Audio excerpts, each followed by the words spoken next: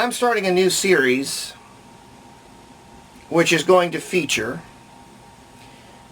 radios and the like that were built based on articles from popular magazines. And we're going to start with this first one you're going to see in the still pictures. I got this in 2003.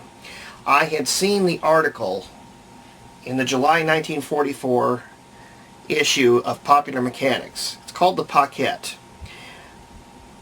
It's a one-tube receiver which was made out of scraps, because in those days, this was during the war, it was starting to wind down, but still, batteries were next to impossible to get. So you'll notice in the article and in pictures that there isn't a B battery. It's more double A's and using a D cell, which were fairly easy to get back then. Your wire you got from a burned out motor, little bits and pieces here and there, nothing outstanding. Usually it was a junk box set. And it's a one-tube regenerative receiver that you can carry around in your pocket, made out of cigar box wood. Well, the minute I saw this little article on eBay, I thought, oh, I gotta have that. And what had happened was whoever had it got big ideas. There is a two-tube Pockette article out. I think it was done about a year later. But the difference between that one and this little set was the two-tube Pockette was bigger, so it could house all the components in. He got some grand ideas. He put in an audio output transformer, which I believe this two-tube model has. And he tried cramming a two-tube circuit into what was really made for a one-tuber, and it just didn't work out. So I said, well, I can at least keep the body. Those two coils are in great shape. I'm going to revert this thing back to a one-tube set. And I used fairly modern components. Modern wire, and I thought, well, someday I'll get around to making it look more authentic. Well, that just happened recently. I happen to have a junk receiver that somebody had great ambitions in putting together. Unfortunately, it didn't work out. So it had all this cloth-covered wire. I decided to redo the entire circuit. Here's the result. I even went so far as to cover it with leather cloth. I just happened to have some on hand. This is the July 1944 Popular Mechanics Pockette one-tube radio. Just like you see it in the article. Your tuning control here, your regeneration controls here, your two pins for your headphones, and then they also had the option, if you wanted an external antenna, which I don't believe I've connected yet, would go here, the small pin. The way they had theirs designed was that this back cover was hinged using what they call oilcloth, which I think is basically a heavier version of what this is. But what this builder did was he took a piece of wood and had a hole drilled in to the wood. This goes directly on the tuning capacitor, locks this in place. So now, without further ado, I will show you the inside. And that's not going to work because that's a starch point. That ain't going to do me much good at all. Hang on a minute, I believe that will be what I need. Yep, here we go.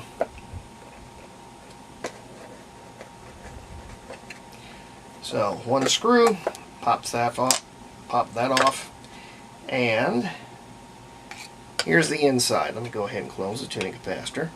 Tried to get it as original as I could, within reason. I'm using modern components like for here. And the tube and its socket are held by this big bus wire, which doesn't twist and turn. It's not very flexible, so it stays in place. Your grid leak is here. And this is exactly how they did it in the original 1944 article. The other thing I did was I added a couple of flying tie points and attached it to the tuning capacitor. Make things a whole lot easier than trying to solder onto this bare metal. And the original one for the B battery used 6 AA's, and they were all soldered together. I didn't want to do that because when I'm done with this, I don't want those sitting there and rotting away and causing all sorts of nasty spills and such. So I just stuck a 9-volt in here with a holder. So that's not 100% accurate, but I can't put a 6 AA holder in here. It just doesn't fit. Conversely, the other thing I had to do was a D cell would fit in here too, and they glued that in place. Well, I wanted a holder so I can remove it as well, so I'm using a C cell holder. One thing that is accurate is that they said to put a piece of cardboard here to keep the any connections from the tube socket from hitting the A battery. And your connections to the tickler and the main windings are all here. And as simple as this is, this really does work pretty nicely. So let me put this together real quick. I'm not going to, in order for you to listen instead of using headphones, I've got a couple of nails we're going to use as pins, and I'm just going to hook it up to the old Radio Shack amplifier. So, okay, here we go. We're hooked up to the amplifier. I'm going to go ahead and turn this on. Turn the set on, merely twist the knob. And we get pong pong. I'm going to bring up sensitivity. Very microphonic, as you're going to find out. In fact, I may just move this to keep it from oscillating too much. I'll bring it up towards the high end of the band. Bring up our regeneration. There we go.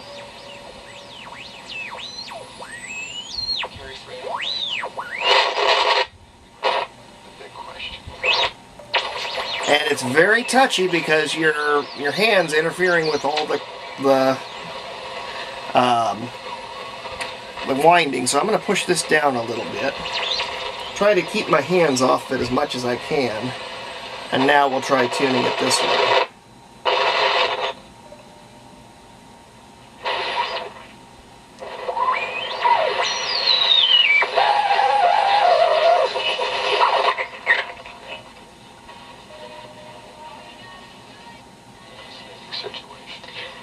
There we go. Just made me realize that I can't do anything without him. And he's... And again, there's probably, what, 10 parts that are in this thing? That's it. I kept a blog. That's simple. To keep everybody I've got a radio. You know, because people didn't want to. And this was built over 70 years ago. As you notice, the tuning is rather touchy, so I've got to adjust it a little.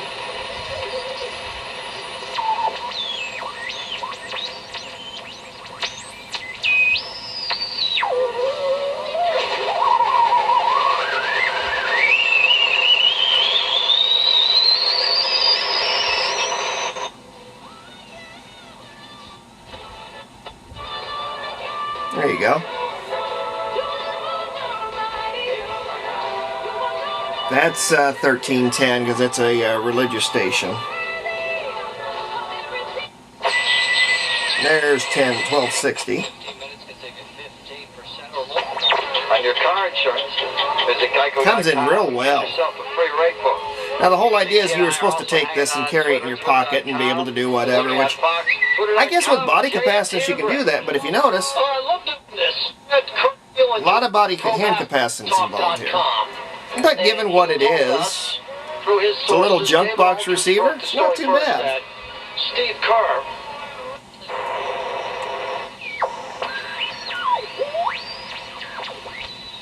Let's see, 1070 ought to be floating about here somewhere.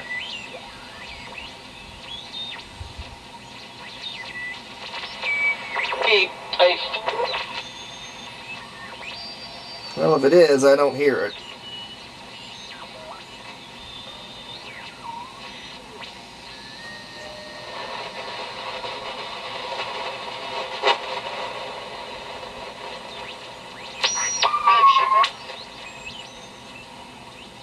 Well, just like trained animals and kids, it's not going to cooperate.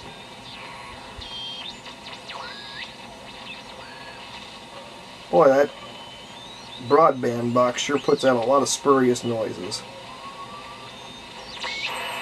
But for a local receiver, it's not bad. So we put him back in.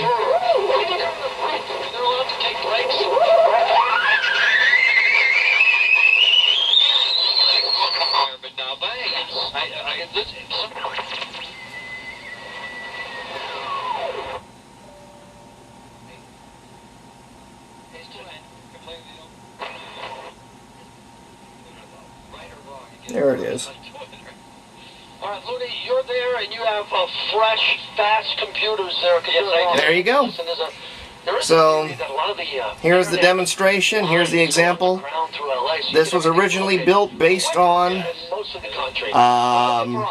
the July 1944 article in Popular Mechanics, the one-tube Pockette. Do that at the top of the hour here. That's okay. Top and bottom of the hour, my award-winning updates. I love when you promote those. End of the second period in Boston.